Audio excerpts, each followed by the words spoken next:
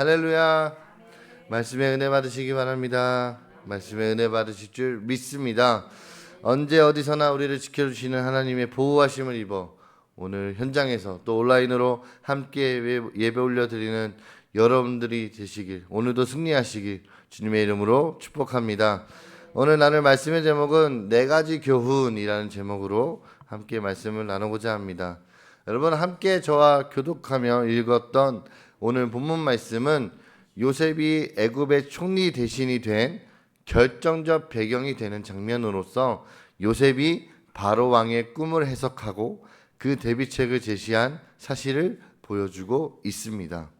즉, 요셉은 바로 왕으로부터 꿈의 내용을 듣고 애굽의 술객이나 박사들과 달리 즉시 명쾌하게 해석하고 그 대비책까지 제시함으로써 마침내 애굽 총리의 지위에 오를 수 있는 발판을 마련한 것입니다. 여기서 우리는 자기에게 찾아오는 고난을 인내로 극복하여서 하나님을 바라보고 의지하는 자에게 떠오를 영광의 광채의 미광을 보게 됩니다. 그러면 이제 본문이 주는 영적 교훈을 함께 살펴보도록 하겠습니다. 첫 번째 교훈은요, 진리는 만민에게 쉽고도 명확한 것입니다. 본문에 보시면 바로 왕의 꿈을 요셉이 해석하는 내용의 말씀입니다. 애굽의 술객과 박사들도 해석을 하지 못한 바로 왕의 꿈을 요셉이 해석하고 있는 것입니다. 아마 바로는 그의 꿈을 애굽의 술객이나 이 박사들도 해석하지 못한 것을 보고서 대단히 난해한 것으로 생각했을지도 모릅니다.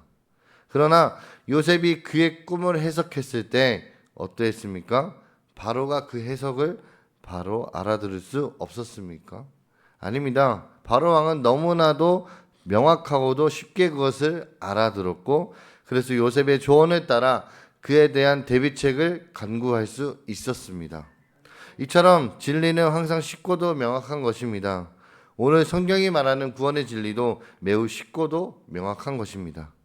예수님 당시의 종교 지도자들은 쉽고도 이 명확한 구원의 진리를 자기들의 지식과 전통을 가지고 매우 복잡하고 난해하게 만들어 놓았습니다.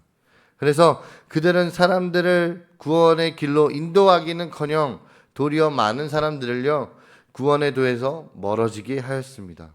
그래서 마태복음 23장에 보시면 그로 말미암아 그들은 예수님께서는 구원의 진리에 대해서 무엇이라고 말씀해 주셨습니까? 마태복음 11장 30절 말씀에 이는 내 멍에는 쉽고 내 짐은 가벼움이라 하시니라 라고 말씀하셨습니다. 여기서 말하는 내 멍과 내 짐은 무엇입니까? 바로 구원의 진리가 아닐까요? 그렇습니다. 예수님께서는 구원의 진리가 아주 쉽고도 명확하여서 누구나 이해하고 따르기에 어렵지 않다는 것을 말씀하고 계십니다. 그런데 요즘 많은 사람들이 예수님께도 아주 쉽고 명확하여서 누구나 이해하고 따를 수 있다고 말씀하신 그 구원의 진리를 마치 예수님 당시의 중교 지도자들과 같이 어렵게 만들고 있습니다. 왜 그럴까요? 어렵게 하면 자신의 인격과학식이 높아 보이고 어렵게 하지 않으면 자신이 스스로 초라해 보이기 때문일까요? 만일 그렇다면 그것은 지극히 인본주의적인 생각일 뿐입니다. 어렵게만 한다면 그것을 누가 이해하고 따르겠습니까? 진리는 아주 쉽고 명확한 것입니다. 단지 예수 그리스도를 믿으면 되는 것입니다. 그렇게 쉽고도 명확한 구원의 진리를 인간의 교묘한 말로 어렵게 만듦으로써 사람들로 하여금 구원에서 멀어지게 한다면 그것이 얼마나 큰 죄악이 되겠습니까? 실로 우리는 유치부 때부터 시작해서 배우지 못한 할아버지 할머니들도 이해하고 따를 수 있도록 구원의 진리를 가르쳐야 합니다. 그럴 때 요셉의 그 쉽고도 명확한 해석이 바로 왕을 움직였듯이 그들도 역시 감동되어 그 진리를 따를 수 있게 되는 것입니다. 두 번째 교훈입니다.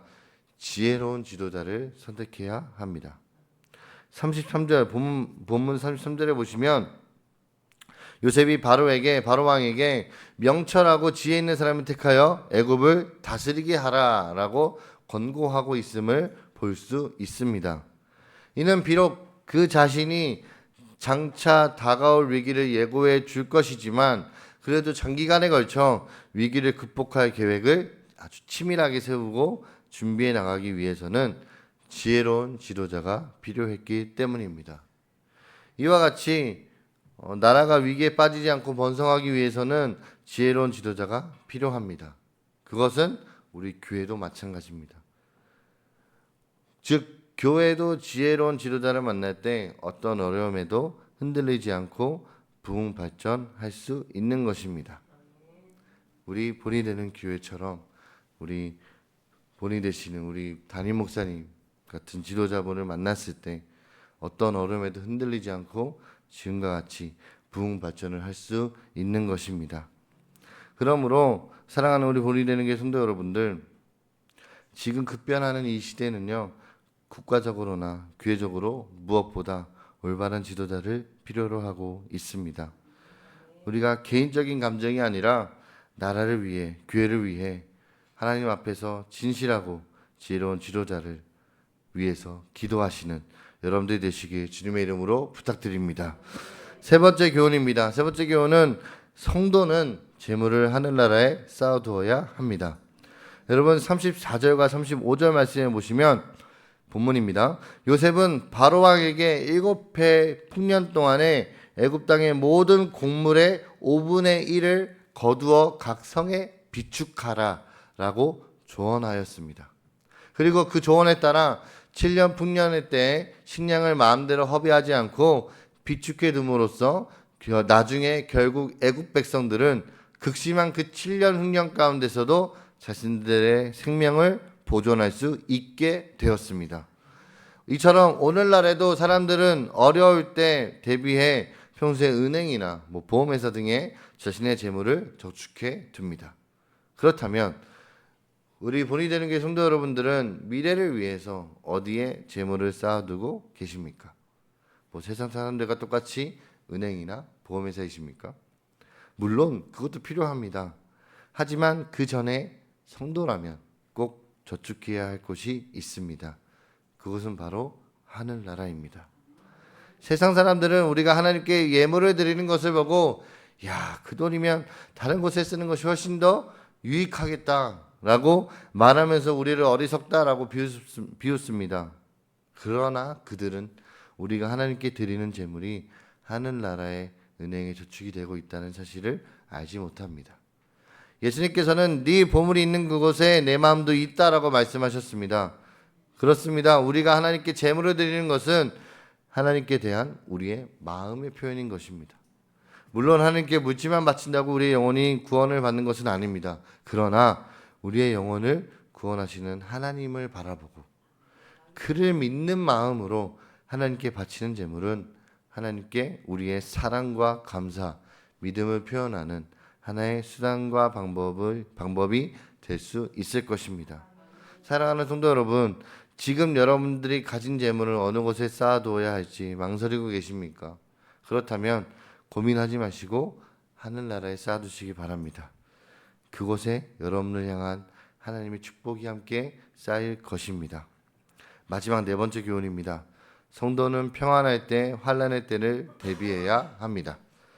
여러분 본문 36절 말씀해 보시면 요셉은 바로왕에게 풍년 때의 곡식을 저장하면 흉년을 인하여 멸망치 않을 것이다 라고 말한 사실을 우리가 말씀을 통해 볼 수 있습니다.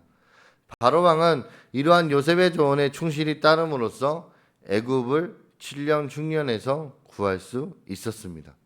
이처럼 평소 평안할 때, 어려울 때를 대비해 착실하게 준비하면 어떤 어려움이 닥쳐도 결코 흔들리지 않고 이겨나갈 수 있습니다. 이것은 영적인 문제에서도 마찬가지입니다. 우리가 세상을 살다 보면 영적으로 흔들리고 어려움을 당할 때가 있습니다. 그런데 같은 시험을 당해도 어떤 성도는요, 시험을 이기고 더 성숙한 믿음을 가지게 되는 반면에 어떤 성도님은 시험을 견디지 못하고 낙심하고 심지어 신앙을 버리기까지 하는 것을 우리가 볼 수 있습니다. 여러분, 왜 이런 차이가 생기는 것일까요? 바로 평소의 시험을 대비해 영적인 풍성함으로 자신을 채웠느냐, 채우지 않았느냐에 하는 것에서 그 차이가 발생합니다. 평소에 기도에 힘쓰고 말씀을 배우는 일에 충실한 성도는 어떤 시험이 와도요 능히 이길 수 있습니다. 하지만 평소 영적 생활에 게을리한 성도님이 계실 때 시험이 왔을 때 그 시험에 넘어지고 마는 것입니다. 사랑하는 성도 여러분, 예수님께서는요 광야에서 마귀에게 시험을 받으실 때 하나님의 이 말씀을 통해 시험을 이기고 승리하셨습니다. 이와 같이 우리가 평소에 자신의 심령의 말씀을 가득 채우고 기도로서 능력을 더 입는다면 아무리 사탄 마귀가 찾아와 유혹하고 시험한다 해도 결코 흔들리지 않고 이길 수 있을 것입니다. 마귀는 언제 여러분들을 향해 유혹과 시험을 해올지 모릅니다. 그리고 마귀의 시험은 너무나 치밀하고 강력해서 그것을 이기리란 결코 쉬운 일이 아닙니다. 그러나 평소에 말씀과 기도로 자신의 심령을 가득 채운 성도님들에게는 이러한 마귀의 공격에도 아무런 문제가 되지 않습니다. 그러므로 평안할 때 더욱 기도하는 일과 말씀을 배우는 일에 힘쓰므로 환난의 때를 대비하시길 바랍니다. 말씀의 결론입니다. 여러분, 세상을 살다 보면요 평안할 때도 있고 어려울 때도 있는 것이 우리 사람의 삶입니다. 이것은 우리 모든 성도님들에게도 마찬가지입니다. 저한테도 마찬가지고요. 성도 여러분들도 인생 곳곳에서 어려움과 위기를 맞을 수 있습니다. 그럴 때 여러분 요셉을 기억하시기 바랍니다. 애굽에서 닥쳤던 그 크나큰 위기에도 하나님과 동행하고 믿음에 굳게 서 있던 요셉에게는 아무런 문제가 되지 않았습니다. 요셉에게 위기를 이겨나갈 방법을 알려주신 하나님께서 사랑하는 우리 본이 되는 교회 성도 여러분들에게도 지금 닥친 위기를 이겨나갈 수 있는 방법을 알려주실 것입니다. 여러분, 하나님은 바로 우리 본이 되는 교회 성도 여러분들의 편이 되어 주실 것입니다. 이것을 믿고 오늘 하루도 승리하시는 여러분들이 되시길 주님의 이름으로 축복합니다. 기도하겠습니다.